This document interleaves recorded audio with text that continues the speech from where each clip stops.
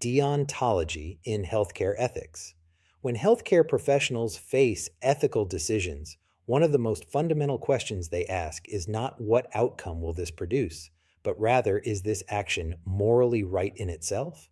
That question lies at the heart of deontological ethics. Deontology is an ethical theory that evaluates actions based on their inherent rightness or wrongness, rather than their consequences. In healthcare ethics, deontological reasoning emphasizes duty, obligation, moral rules, and respect for persons. Certain actions are considered morally required or morally prohibited, regardless of the outcomes they produce. This approach is most closely associated with the philosopher Immanuel Kant, whose moral philosophy continues to shape modern healthcare ethics, professional codes, and patient rights frameworks.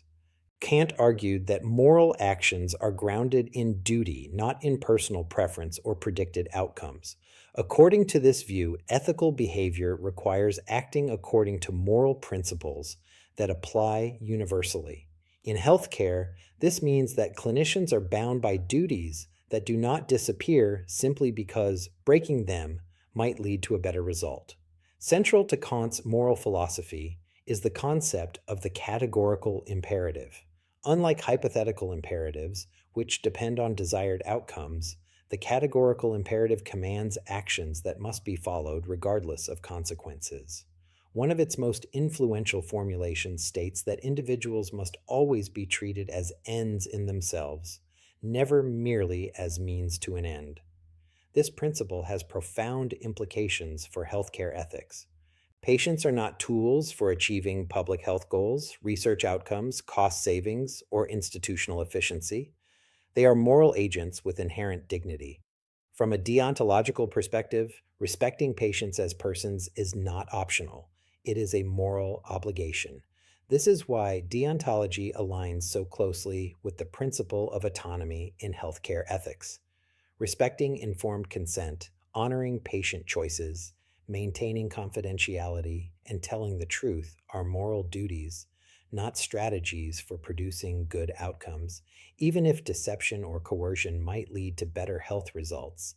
Deontological ethics holds that such actions are morally impermissible.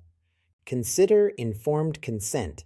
A consequentialist might ask whether withholding information would lead to better compliance or recovery. A deontologist rejects that framing altogether. Patients have a right to make informed decisions about their own bodies, and healthcare professionals have a duty to respect that right, regardless of whether the patient's choice leads to the best medical outcome. Similarly, professional duties such as confidentiality are grounded in deontological reasoning. A clinician does not protect patient privacy merely because it builds trust or improves outcomes, but because violating confidentiality is morally wrong unless overridden by a competing duty of equal or greater moral weight. Deontological ethics also plays a central role in professional responsibility. Healthcare professionals accept moral obligations when they enter their profession. These duties, to provide competent care, to avoid exploitation, to respect dignity, and to act with integrity, do not fluctuate based on convenience or utility. In this sense, deontology provides a moral backbone for healthcare practice. It establishes boundaries that outcomes alone cannot justify crossing. It reminds practitioners that some actions should never be taken, even in pursuit of good ends. At the same time, deontological ethics is not without challenges in healthcare. Strict adherence to moral rules can lead to ethical tension when duties conflict. A clinician may face a conflict between respecting autonomy and preventing harm, or between truth-telling and protecting a patient from distress. Deontology does not always offer simple resolution when duties collide, which is why healthcare ethics often requires careful moral reasoning rather than rigid rule following. Additionally, critics argue that deontology may insufficiently account for real-world consequences.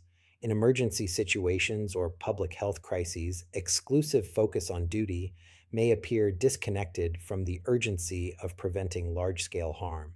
For this reason, healthcare ethics rarely relies on deontology alone.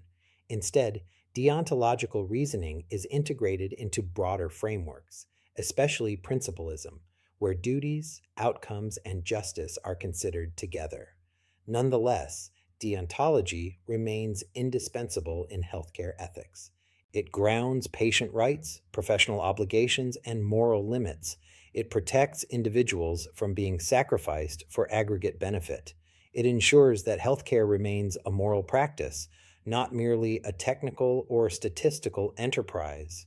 By emphasizing duty and respect for persons, deontology reminds healthcare professionals that ethical care is not only about what works, but about what is right. Understanding deontological ethics is essential for anyone practicing or studying healthcare ethics because it explains why certain actions are morally required even when they are difficult, costly, or unpopular, and why moral integrity matters as much as clinical success.